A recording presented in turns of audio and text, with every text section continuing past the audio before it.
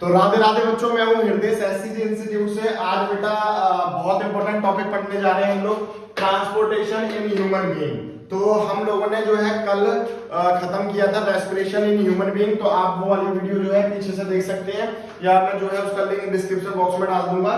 तो आज ये वीडियो जो है थोड़ी सी बड़ी होने वाली है, क्योंकि इसमें हम बहुत सारी चीजें हैं जो डिस्कस करेंगे। तो सबसे पहले देखो बेटा, ये समझो कि transportation in human being, transportation का मतलब क्या है? एक चीज का एक जगह से दूसरी जगह जाना। ठीक है, तो यहाँ पर बात हो रही है किस चीज की बेटा? ब्लड की। ठीक है, तो सबसे ज्यादा काम क्या होता है कि जो ब्लड होगा उसका क्या हो रहा है बेटा? ट्रांसपोर्ट हो रहा है एक जगह से दूसरी जगह। और ये चीज किसके कारण होती है? हमारे दिल के कारण। तो जो हमारा हार्ट होता है बेटा, बहुत लोग कंफ्यूजन में होते हैं कि दिल होता है वो प्यार करने के लिए होता है, मगर ऐसा नहीं होता है। दिल सिर्फ और सिर्फ क्या होता है बेटा? ब्लड को पंप करने के लिए यूज किया जाता है। ठीक है, ब्लड को पंप करने के लिए यूज किया जाता है। अब देखो क्या होगा, यहां पर दो चीजें आपके सामने आ रही है कि जो हमारा ब्लड होगा वो होता है दो तरह का। क्या होगा बेटा? कि एक तो होता है ऑक्सीजनेटेड ब्लड, ठीक है बेटा, और एक होता है हमारे पास डीऑक्सीजनेटेड ब्लड। तो यहां पर हम दो चीजें बहुत प्यार और मोहब्बत से समझेंगे। ऑक्सीजनेटेड का मतलब यहां पर क्या हो रहा है कि जहां पर ऑक्सीजन की मात्रा ज्यादा होगी। ठीक है, जो ऑक्सीजन रिच ब्लड होगा। रिच का मतलब क्या होता है? अमीर, है ना? जैसा मैं अमीर हूं, मेरे पास बहुत सारा ज्ञान है, मैं तुम बच्चों को बांट रहा हूं। तो यहाँ पर क्या होगा कि ऑक्सीजन रिच ब्लड जो होगा वो ऑक्सीजनेटेड ब्लड होगा। और डीऑक्सीजनेटेड का मतलब क्या हो जाएगा? जो कार्बन डाइऑक्साइड वाला जो ब्लड होगा, कार्बन डाइऑक्साइड रिच ब्लड जो होगा वो हमारा डीऑक्सीजनेटेड ब्लड होगा। ये वाली बात क्लियर हो गई अच्छे से ना? ये दो मैंने जो डब्बे बना रखे हैं वो एक्चुअल में क्या है? हमारे दिल के 4 चैम्बर है। ठीक है, अभी डिस्कस करेंगे हम लोग कि हमारा जो दिल होता है वो 4 चैम्बर में डिवाइडेड होता है। उसके पीछे रीजन क्या होता है? तो क्वेश्चन यही आ सकता है आपका कि भाई क्या रीजन है कि जो हमारा दिल है वो 4 चैम्बरों में डिवाइड होता है। तो सबसे पहला रीजन तो यही हो जाएगा कि वो क्या करता है बेटा? ऑक्सीजनेटेड और डीऑक्सीजनेटेड ब्लड को क्या करता है? सेपरेट करके रखता है। ये वाली बात क्लियर हो गई, अच्छे से समझ में आ गई। अब देखो किस तरह से होगा कि मान लो हमारा जब हमने रेस्पिरेशन पढ़ा था, जब हम सांस ले रहे थे, ठीक है, तो हीमोग्लोबिन क्या कर रहा था? ऑक्सीजन को खून में मिला रहा था थ्रू एल्वेओलाई। यस और नो? तो यहां पर क्या होगा बेटा? वो जो ब्लड हो रहा था वो कौन सा हो जाएगा? ऑक्सीजनेटेड ब्लड हो जाएगा, क्योंकि उसमें ऑक्सीजन की मात्रा ज्यादा हो गई है। यस और नो? तो क्या होता है सबसे पहले कि जो लंग्स है, लंग्स से हमारे पास जो है बेटा ऑक्सीजनेटेड ब्लड आता है। और ऑक्सीजनेटेड ब्लड जो है हमारे पास आता है बेटा सबसे पहले लेफ्ट एट्रियम में। किसमें आएगा बेटा? लेफ्ट एट्रियम में। अब एक चीज और समझो, ये जो ऊपर वाला पोर्शन जो होता है वो होता है हमारा बेटा एट्रियम वाला पोर्शन। ये वाला जो पोर्शन होगा वो होगा क्या? एट्रियम। यस और नो? और जो नीचे वाला पोर्शन जो होगा बेटा वो होता है हमारे पास वेंट्रिकल। क्या होगा बेटा? वेंट्रिकल। अब ये लेफ्ट है ना? तो ये इधर की बात चल रही है, तो ये भी क्या होगा बेटा? लेफ्ट, लेकिन वेंट्रिकल है, तो यहां पर क्या आ जाएगा? ये वेंट्रिकल आ जाएगा। ये वाली बात क्लियर हो गई बहुत अच्छे से। ठीक है, अब क्या होता है? लेफ्ट एट्रियम और लेफ्ट वेंट्रिकल के बीच में क्या होता है? वाल प्रेजेंट होते हैं। मैंने आप लोगों को कल भी बताया था कि जो वाल होते हैं उनका काम क्या होता है। जैसे मान लो, लेट्स सपोज कि मान लो ये एक तरह से आर्टरी या वेन है, कुछ भी है, ठीक है, तो यहां पर क्या है? ब्लड फ्लो कर रहा है। ठीक है, तो यहां पर इस तरह से बाल लगे हुए होते हैं और वो क्या करते हैं? इसको यूनि डायरेक्शन फ्लो करवाते हैं। कहने का क्या मतलब होगा कि अगर ब्लड यहां से इधर जा रहा है तो वो बैक नहीं हो सकता।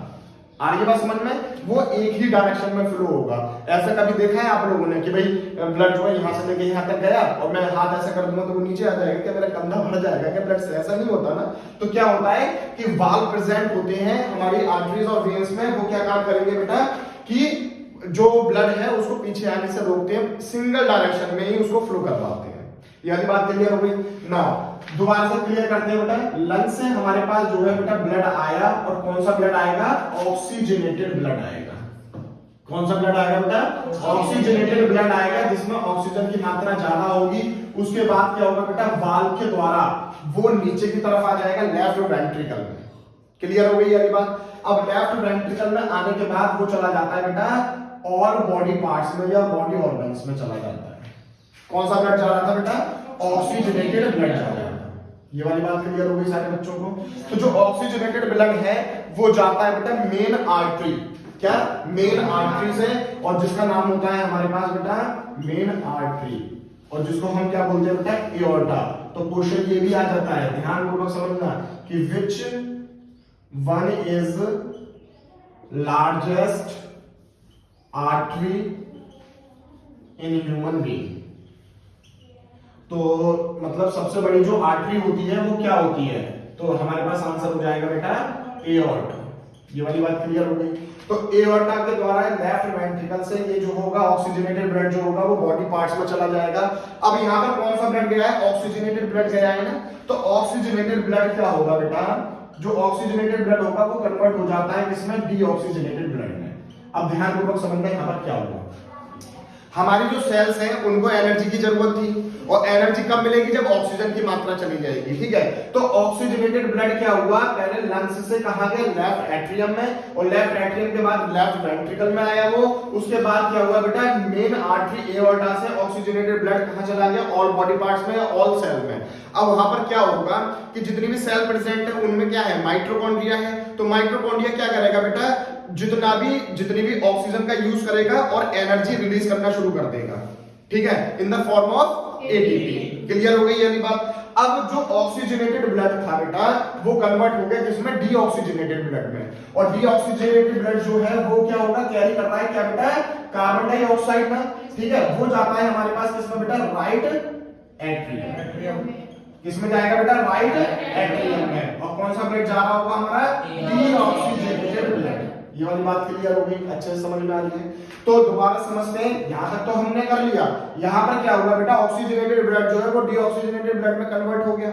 उसके बाद क्या हुआ कि वो जाने लग गया किसमें बेटा, राइट एट्रियम में, और राइट एट्रियम के बाद यहां पर भी क्या होगा बेटा, वाल्व प्रेजेंट होंगे। ठीक है, और वहां से जो ब्लड होगा वो किसमें आ जाएगा बेटा, राइट वेंट्रिकल।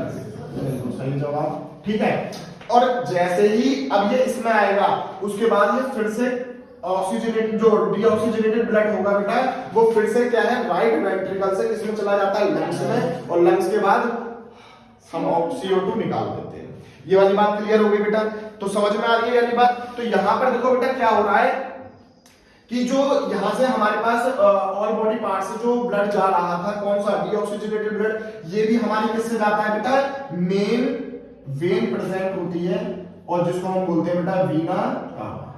तो यहां पर देखो दूसरा क्वेश्चन बन रहा है आपका कि which one is largest when in human being. ठीक है, तो वो कौन सी हो जाएगी बेटा, वीना कावा। तो ये आपसे जो है बेटा एमसीक्यूज में पूछ लिए जाते हैं ये क्वेश्चन। ठीक है, तो ये हमारा जनरली क्या था, ट्रांसपोर्टेशन इन ह्यूमन बीइंग। अब देखो क्या होता है बेटा, हम बहुत ज्यादा बड़े लोग हैं, मतलब बड़े इन द सेंस की मतलब लार्ज एनिमल में आते हैं। ठीक है, तो हमें ऑक्सीजन की सप्लाई ज्यादा चाहिए होती है। ठीक है, तो क्या होता है, इस वजह से हमारी बॉडी में क्या होते हैं, 4 चैम्बर प्रेजेंट होते हैं। क्लियर हो गई है। तो क्वेश्चन अगर आपसे पूछा जाता है कि भाई जो है हमारा जो हार्ट होता है उसमें 4 चैम्बर की क्या नीड है, क्यों जरूरत पड़ रही है, तो आपका आंसर क्या हो जाएगा बेटा, ऑक्सीजनेटेड। अब जरा ध्यान से देखना, बहुत प्यार से देखना, लेफ्ट एट्रियम और लेफ्ट वेंट्रिकल में अगर आप देख पा रहे होगे तो ऑक्सीजनेटेड ब्लड ही फ्लो कर रहा है, यस और नो। लेकिन अगर आप यहाँ पर देख रहे हो राइट एट्रियम में और राइट वेंट्रिकल में देख रहे होगे तो डीऑक्सीजनेटेड ब्लड फ्लो कर रहा है। तो यहाँ पर क्या हो रहा है बेटा, दोनों को सेपरेट किया जा रहा है, क्या नाम है, इन दोनों इन जो चैम्बर्स है इनकी प्रेजेंस में। ठीक है, तो ये क्या हो रहे हैं, इंटरमिक्स नहीं हो रहे, और इंटरमिक्स नहीं हो रहे तो ऑक्सीजन की प्रॉपर सप्लाई हो रही है हमारी बॉडी को। अगर प्रॉपर सप्लाई हो रही है ऑक्सीजन की तो क्या हो रहा है बेटा, एनर्जी भी प्रॉपर मिल रही है और हम प्रॉपर तरीके से वर्क कर पा रहे हैं। ठीक है, और क्या होता है कि भाई दोबारा से हमारे पास जो क्या नाम है, ऑक्सीजनेटेड ब्लड आया और हमारी जो जितनी भी सेल्स थी सबको एनर्जी मिल गई और हमने अच्छे से परफॉर्म किया या अच्छे से हमने वर्क किया। जो भी मैं देख रहा हूँ, खा रहा हूँ, पी रहा हूँ, हाथ चला रहा हूँ, कुछ भी जो भी वर्क होता है हमारा करने का, वो हम किसकी वजह से कर पा रहे हैं कि हमारे दिल ने जो है ब्लड को पंप किया। ठीक है, और यहाँ पर इस तरह से वो जा रहा है। देखो यहाँ पर क्या हो रहा है, लेफ्ट एट्रियम और लेफ्ट वेंट्रिकल में ब्लड को पंप किया जा रहा है। ठीक है, अभी हम आर्टरीज और वेन्स के बारे में भी पढ़ेंगे कि आर्टरीज और वेन्स एक्चुअल में होती क्या है, ये क्या करती है। ठीक है। तो ये वाला जो पोर्शन होगा उसको हम नेक्स्ट वीडियो में कवर करेंगे, ठीक है। इसके लिए एक डिटेल वीडियो बनाएंगे, लेकिन मेरा आज का जो था वो ट्रांसपोर्टेशन इन ह्यूमन बीइंग था कि कहां से ब्लड आया और कहां चला गया। क्लियर हो रही है बात? तो ये सारी चीजें थी, इंपॉर्टेंट मतलब पार्ट था इसका। तो अगर ये चीज आपको बहुत अच्छे से समझ में आ गई हो तो मुझे कमेंट सेक्शन में बताएं, और कुछ भी अगर यहाँ पर कुछ भी टॉपिक या कुछ भी चीज जो है स्किप हो गई होगी तो आप मुझे कमेंट सेक्शन में बताएं, शॉर्ट वीडियो में उसकी वीडियो बना देंगे। तो चैनल को सब्सक्राइब कर लें और जो है इसी तरह से बने रहे हमारे साथ। राधे राधे।